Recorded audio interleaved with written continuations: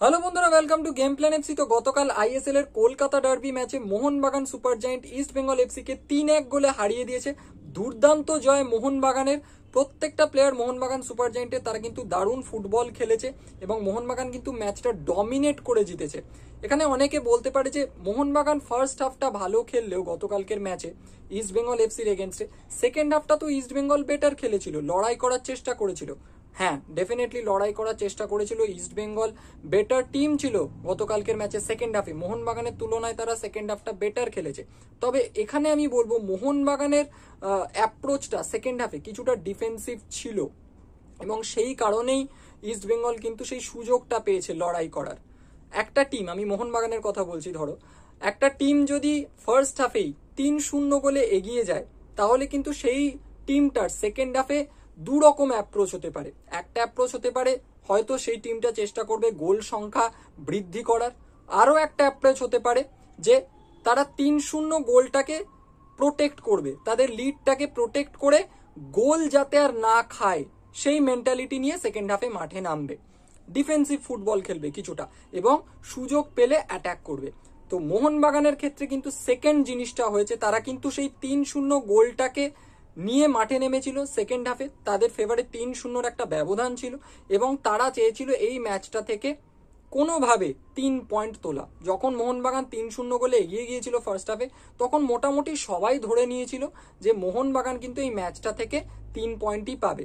সুতরাং মোহনবাগান সেই ম্যাচটা থেকে 3 পয়েন্ট পাওয়ার উদ্দেশ্য নিয়েই সেকেন্ড হাফে মাঠে নেমেছিল এবং তারা কিন্তু গোল সংখ্যা বৃদ্ধি করার কথা ভাবেনি, কারণ এই মুহূর্তে আইএসএল এর পয়েন্টস টেবিলের যা অবস্থা, মোহনবাগানকে যদি লিগ শিল্ড জেতার রেসে থাকতে হয় 3 পয়েন্ট কিন্তু প্রত্যেক ম্যাচ থেকেই মোহনবাগানকে পেতে হবে, অ্যাটলিস্ট পাওয়ার চেষ্টা করতে হবে। এবং মোহনবাগান কোচ অ্যান্টোনিও লোপেজ হাভাস কিন্তু সেই জিনিসটাই মাথায় রেখে কিন্তু গতকাল ইস্ট বেঙ্গল এফসির এগেনস্টে সেকেন্ড হাফটা তার টিমকে খেলিয়েছেন। সেকেন্ড হাফে কিন্তু মোহনবাগান সুপার জায়েন্ট সেভাবে খুব একটা অ্যাটাক করেনি এবং সেই সুযোগটাই কিন্তু ইস্ট বেঙ্গলের প্লেয়াররা কাজে লাগিয়েছে। সুতরাং ইস্ট বেঙ্গলের প্লেয়ারদের ডেফিনেটলি ক্রেডিট রয়েছে এবং কাজে লাগানোর ফলে সেই সুযোগটা তারা কিন্তু সেকেন্ড হাফে একটা গোলও পেয়ে গিয়েছিল। এছাড়াও একটা কারণ আমার মনে হয় যে মোহনবাগান সেকেন্ড হাফে একটু ডিফেন্সিভ ফুটবল খেলেছে, এটার আর একটা কারণ হতে পারে মোহনবাগানের কিন্তু 13 তারিখ অর্থাৎ 13ই মার্চ কিন্তু কেরালা ব্লাস্টার্স এফসির এগেনস্টে কেরালার মাঠে গিয়ে অ্যাওয়ে ম্যাচ রয়েছে এবং সেই ম্যাচটাও কিন্তু ভীষণ ইম্পর্টেন্ট। তাই হয়তো গতকালকের ম্যাচে যেখানে মোহনবাগান হয়তো জেনে গিয়েছিল 3-0 গোলের লিড পাওয়ার পর ফার্স্ট হাফে যে কোনোভাবে তারা ম্যাচটা আর হারবে না, পয়েন্ট লুজ করবে না, তাই সেকেন্ড হাফে তারা অতিরিক্ত ইন্টেন্সিটি নিয়ে হয়তো আর গোল করার জন্য অ্যাটাকে যায়নি।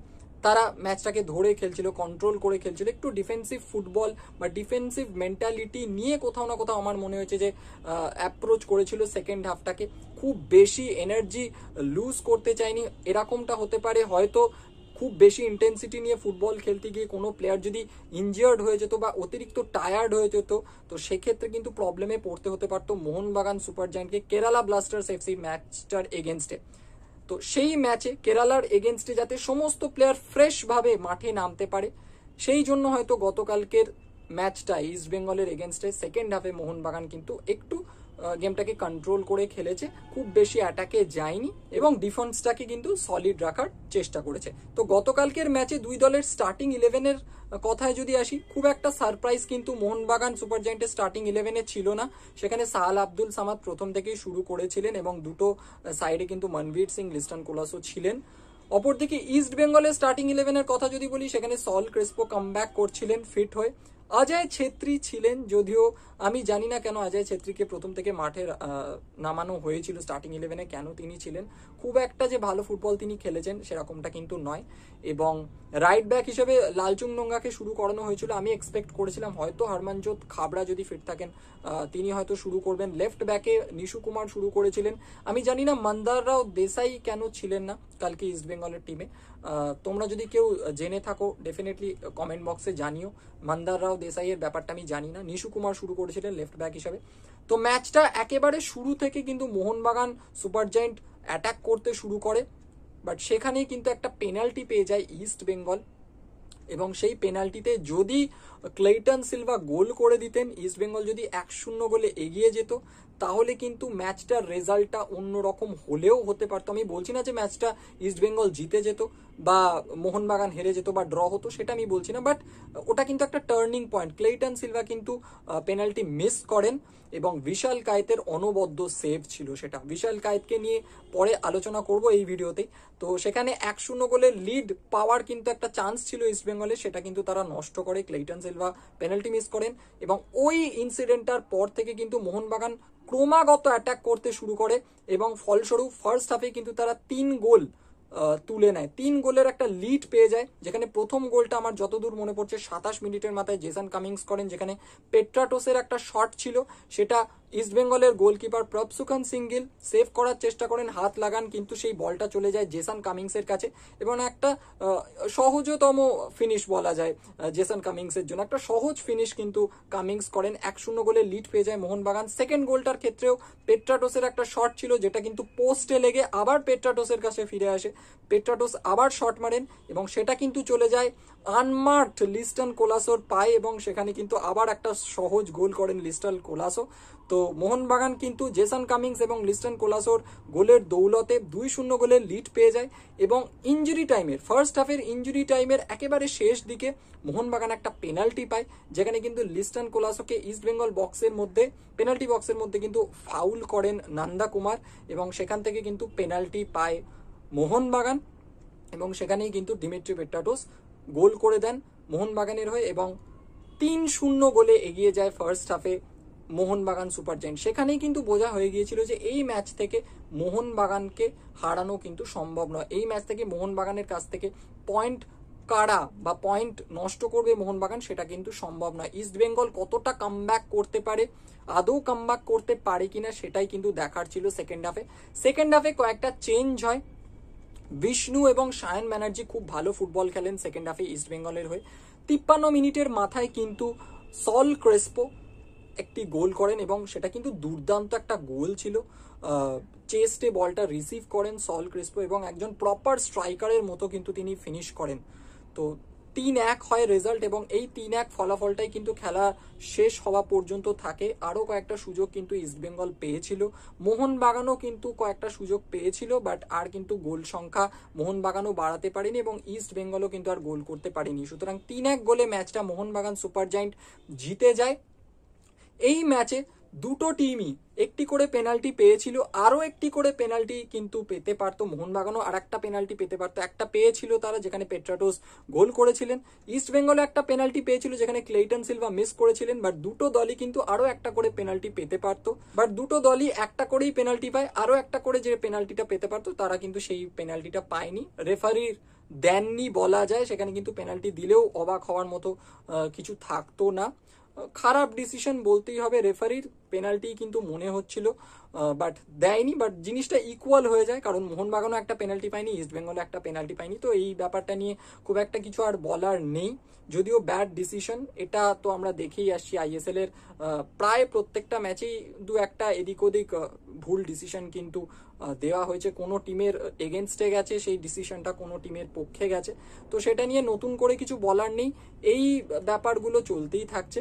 বাট যাই হোক, পেনাল্টিগুলো যদি দিত রেফারি, তাও কিন্তু ম্যাচের রেজাল্টে আমার মনে হয় না খুব একটা চেঞ্জ হতো। মোহনবাগান কিন্তু যথেষ্ট ভালো ফুটবল খেলেছে এবং সেকেন্ড হাফটা আমার মনে হয় মোহনবাগান কিন্তু একটু ডিফেন্সিভ অ্যাপ্রোচ নিয়ে নেমেছিল। যদি ফার্স্ট হাফের মতো অ্যাপ্রোচ মোহনবাগানের থাকতো সেকেন্ড হাফে, তাহলে কিন্তু মোহনবাগান আরও 2 বা 3টে গোল কিন্তু সেকেন্ড হাফেও করতে পারতো। সেটা কিন্তু একটা এম্বারেসিং রেজাল্ট হতে পারতো ইস্টবেঙ্গলের জন্য, বাট ইস্টবেঙ্গল সেকেন্ড হাফে ভালো কামব্যাক করার চেষ্টা করে। যেমনটা আমি বললাম, বিষ্ণু এবং সায়ন মাঠে নামার পর কিন্তু ইস্টবেঙ্গলের অ্যাটাকিং ফোর্সটা অনেক বেশি অ্যাক্টিভ লেগেছিল এবং সেকেন্ড হাফে কিন্তু ক্লেইটন সিলভাও ভালো খেলেছেন। ক্লেইটন সিলভার, যেখানে আমার মনে পড়ছে একটা দারুণ হেড কিন্তু সেভ করেন বিশাল কায়েত। বিশাল কায়েত কালকে দুর্দান্ত ছিলেন এবং যে সেভটা তিনি করেন, ক্লেইটন সিলভার হেডটা যেভাবে তিনি সেভ করেন, আমার মনে হয় এবারের এই আইএসএল এর মরশুমে কিন্তু সেটা অন্যতম সেরা সেভগুলোর মধ্যে একটা ডেফিনেটলি হবে। দারুণ ফুটবল কালকে বিশাল কায়েতের, পেনাল্টিও সেভ করেছিলেন, তো দারুণ ফুটবল খেলেছেন তিনি। এছাড়া ডিফেন্সে কিন্তু ভালো দেখিয়েছে আনওয়ার আলী, শুভাশিস বোস এবং হেক্টর ইউজ থেকে। দুটো উইং দিয়ে মনবীর সিং এবং লিস্টন কোলাসো। তোমরা যারা আমার এই ম্যাচটার ম্যাচ প্রিভিউ ভিডিও দেখেছিলে এই চ্যানেলে, আমি বলেছিলাম যে ইস্ট বেঙ্গলের রাইট ব্যাক এবং লেফট ব্যাক এই পজিশনে যারা খেলছেন তারা কিন্তু খুব একটা ভালো খেলতে পারছেন না। সুতরাং মোহনবাগান হয়তো মনবীর সিং এবং লিস্টন কোলাসো এই দুটো প্লেয়ারকে দিয়ে দুটো উইং দিয়ে অ্যাটাক করবে। যদি তারা সেটা করে তাহলে কিন্তু ইস্ট বেঙ্গলের উপর প্রেশার পড়লেও পড়তে পারে এবং তারা কিন্তু সেটাই হয়তো চেষ্টা করবে এবং সেটাই ঠিক হয়েছে গতকালকের ম্যাচে। প্রচুর অ্যাটাক কিন্তু ফার্স্ট হাফে আমরা দেখেছি, যেখানে মনবীর সিং এবং লিস্টন কোলাসো বাঁদিক ডান দিক এই দুটো দিয়ে, মনবীর সিং ডান দিক দিয়ে, লিস্টন কোলাসো বাঁদিক দিয়ে প্রচুর অ্যাটাক করেছেন এবং ফার্স্ট হাফে কিন্তু প্রায় প্রত্যেকটা সেকেন্ড বল কিন্তু মোহনবাগান উইন করছিল। এক মুহূর্তের জন্য কিন্তু তারা ক্ষান্ত হয়নি বলা যায়, অ্যাটাকের পর অ্যাটাক করে যাচ্ছিল। সেখানে কিন্তু আরও একটা দুটো গোল ফার্স্ট হাফে মোহনবাগান পেয়ে গেলেও কিন্তু কিছু বলার থাকতো না। দারুণ ফুটবল খেলেছেন দিমিত্রি পেট্রাটোস, দারুণ ফুটবল খেলেছেন এবং ডার্বি ম্যাচ হলেই দিমিত্রি পেট্রাটোস কিন্তু জ্বলে ওঠেন বলা যায়। আর একটা কথা আমি ম্যাচ প্রিভিউর ভিডিওতে বলেছিলাম যে জেসন কামিংস, তিনি তার দিকে কিন্তু আমার স্পেশালি নজর থাকবে, তিনি গোল করলেও কিন্তু করতে পারেন এবং সেটাই কিন্তু হয়েছে। গতকালকে ফার্স্ট গোলটা যেটা মোহনবাগান সুপার জায়ান্ট করে সেটা কিন্তু জেসন কামিংসই করেছিলেন এবং এই গোলটা নিয়ে কিন্তু জেসন কামিংসের এবারের আইএসএল এর মৌসুমে 8 গোল হয়ে গেল, পেট্রাটোসেরও 8 গোল হয়ে গেল। তো একটা ভীষণ ভালো ব্যাপার যে স্ট্রাইকাররা, মোহনবাগানের স্ট্রাইকাররা কিন্তু গোল করছে নিয়মিতভাবে। তো ভীষণ ভালো ফুটবল মোহনবাগান খেলেছে। মাঝখানে জনি কাউকো ভালো খেলেছেন, অভিষেকও ভালো খেলেছেন। অপরদিকে যদি আমি ইস্ট বেঙ্গলের কথা বলি, সল ক্রেসপো ইনজুরি থেকে ফেরার পর দারুণ ফুটবল খেলেছেন, যেটা আমরা এক্সপেক্ট করি সল ক্রেসপোর কাছ থেকে, তার থেকেও বেটার কিন্তু আমরা দেখেছি কালকে। কারণ একটা ইনজুরি ছিল, একটা বড় ম্যাচ কলকাতা ডার্বির মতো ম্যাচে তিনি খেলতে নামছেন ইনজুরি কাটিয়ে। তো ভীষণ ভালো ফুটবল কিন্তু সল ক্রেসপো খেলেছেন। ক্লেইটন সিলভা, আমার মনে হয় ক্লেইটন সিলভা কালকে দুখানা গোল ইজিলি পেতে পারতেন, বাট সেখানে বাধা হয়ে দাঁড়ান মোহনবাগানের গোলকিপার বিশাল কাইত। এখানে কিন্তু তিনি ইজিলি একটা বা দুটো গোল পেলেও পেতে পারতেন।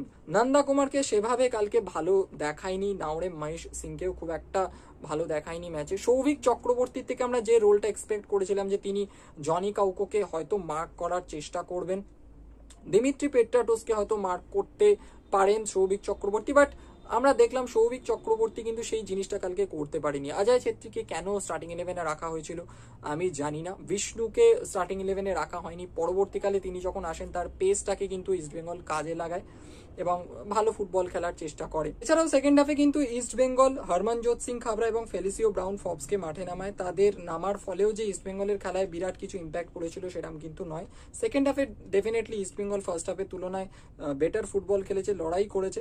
অপরদিকে মোহনবাগানও কিন্তু সেকেন্ড হাফে অনিরুদ্ধ থাপা, আশিস রায়, আরমান্দো সাদিকুকে মাঠে নামায়। আশিস রায় নামার ফলে মোহনবাগানের ডিফেন্স কিন্তু আরো সলিড হয় এবং অনিরুদ্ধ থাপা কিন্তু মিডফিল্ডে বলটা ধরে বল হোল্ড করে খেলছিলেন। তো অনিরুদ্ধ থাপা এবং আশিস রায় এই দুটো চেঞ্জ থেকে আমরা বুঝতে পারি যে মোহনবাগান কোচ অ্যান্টোনিও লোপেজ হাভাস কিন্তু সেকেন্ড হাফে একটু ডিফেন্সিভ ফুটবল খেলাতে চাইছিলেন মোহনবাগান সুপার জায়ান্টকে দিয়ে। তো ইস্ট বেঙ্গল এই ম্যাচটা হারার ফলে তারা কিন্তু 3 পয়েন্ট পেল না, তাদের পয়েন্ট সংখ্যা দাঁড়ালো 18ই ছিল, 18তেই থাকলো তারা। 19 ম্যাচ খেলে 18 তাদের পয়েন্ট সংখ্যা এবং তারা কিন্তু এই মুহূর্তে আইএসএল এর পয়েন্টস টেবিলে 10 নম্বরে রইল এবং মোহনবাগান কিন্তু গতকালকে ডার্বি ম্যাচ জেতার ফলে 3 পয়েন্ট পেল এবং তারা এই মুহূর্তে আইএসএল এর পয়েন্টস টেবিলে কিন্তু একেবারে শীর্ষে চলে গেল। লিগ শীর্ষে এই মুহূর্তে রয়েছে মোহনবাগান, 1 নম্বর জায়গাটা, প্রথম স্থানটা কিন্তু তারা দখল করে নিয়েছে। পরবর্তী ম্যাচ মোহনবাগানের কেরালা ব্লাস্টার্স এফসির এগেনস্টে রয়েছে। অপরদিকে ইস্ট বেঙ্গল, আমি আগেও কয়েকটা ভিডিওতে বলেছি যে ইস্ট বেঙ্গলের পক্ষে এবারের আইএসএল এর মরশুমে পয়েন্টস টেবিলের দিকে যদি তাকাই, সেই পয়েন্টস টেবিলের টপ 6-এ থাকাটা কিন্তু ভীষণই ডিফিকাল্ট। যারা এখনো আশা করছেন যে ইস্টবেঙ্গল টপ 6-এর মধ্যে থাকতে পারে, আমার মনে হয় তাদের এক্সপেক্ট না করাই উচিত, কারণ আমরা দেখেছি ইস্টবেঙ্গল কিরকম ফুটবল খেলেছে লাস্ট কয়েকটা ম্যাচে। তো তাদের পারফরমেন্সের দিকে তাকালে আমার মনে হয় না সেই আশাটা করা যাবে, সেই ভরসাটা থাকবে। স্টিল অসম্ভব হয়তো নয়, বাট আশা করার মতো কিন্তু ফুটবল ইস্টবেঙ্গল খেলছে না। তো ডিফিকাল্ট অবশ্যই, ম্যাজিক হলেও হতে পারে। পরবর্তী যে 3টে ম্যাচ ইস্টবেঙ্গলের বাকি রয়েছে, যদি তারা সেই পরবর্তী 3খানা ম্যাচই জিতে যায় তাহলে সম্ভবত ম্যাজিক হলেও হতে পারে, বাট তার সম্ভাবনাটা কিন্তু খুবই কম। তো এই ভিডিওটা এখানেই শেষ করছি। গতকালকের যে ডার্বি ম্যাচটা ছিল আইএসএল এর east Bengal FC versus Mohun Bagan super giant, সেই ম্যাচটার ছোট করে নিজের মতো করে অবশ্যই ম্যাচ রিভিউ করার চেষ্টা করলাম। তোমাদের কেমন লাগলো সেটা তোমরা অবশ্যই কমেন্ট বক্সে জানিও। তোমাদের যদি ভিডিওটা ভালো লেগে থাকে অবশ্যই লাইক করো, শেয়ার করো ম্যাচ প্রসঙ্গে আরো যদি কিছু কথা তোমাদের জানানোর থাকে সেটাও কমেন্ট বক্সে জানাতে পারো। তো এই ভিডিওটা এখানেই শেষ করছি, দেখা হচ্ছে পরের ভিডিওতে, এখনকার মতো টাটা।